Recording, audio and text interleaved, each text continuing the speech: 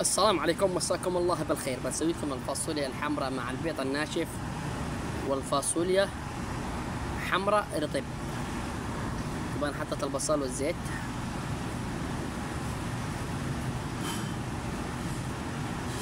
تغير لون الكشنة.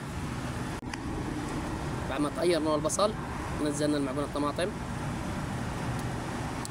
شوية من الثوم والطماط والكزبرة. كذا صارت الكشنة جاهز. بنزل حبة بيض. طبعا عندي طلبة نفر واحد. هنا البهارات،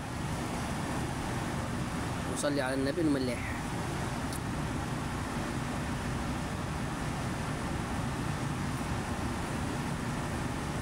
بعد كذا هذه المرحلة نسوي الفاصوليا. طبعا الفاصوليا عندي أنا أكياس، إذا عندكم علب غسلوها مظبوط، حطوها في المصفى عشان يروح المي منها كامل.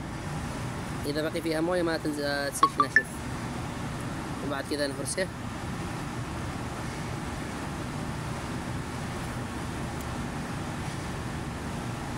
ما شاء الله حركة سريعة عشان الفيديو ما يخلص. نرجعها على النار، نقلبها حتى تصير ناشف بنفس الشكل كذا. بعد كذا أهم شيء في الفاصوليا الناشف هذه حركة.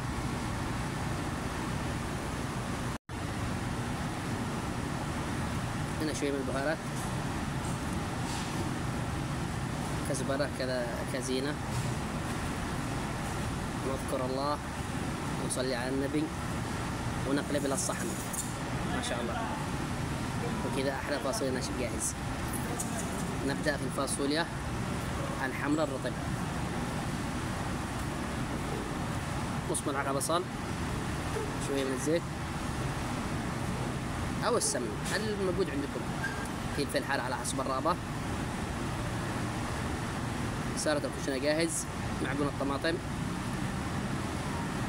شوية من الطماط، شوية من الكزبرة والثوم. حطيت طبعا ثوم.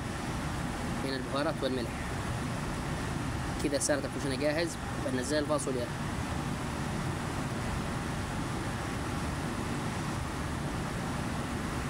هذا كذا. وبعد كذا نهرسه بالمهرس أو بالملعقة. بعد ما هرسناه نضيف له شوية من الماء، نحرك على النار حتى تصير جاهز.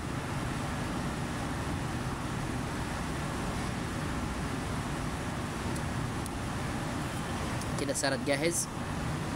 بنزلها في الحلقة الصغيرة هذه، نحطها على النار. ننزل الفاصوليا، شوية من البهارات، السمن أو زيت الزيتون اختياري على حسب الرغبة. وكذا صارت أحلى فاصوليا حمراء. تحياتي لكم. لا تنسونا من الفولو واللايكات والشير. الله يسعد أيامكم.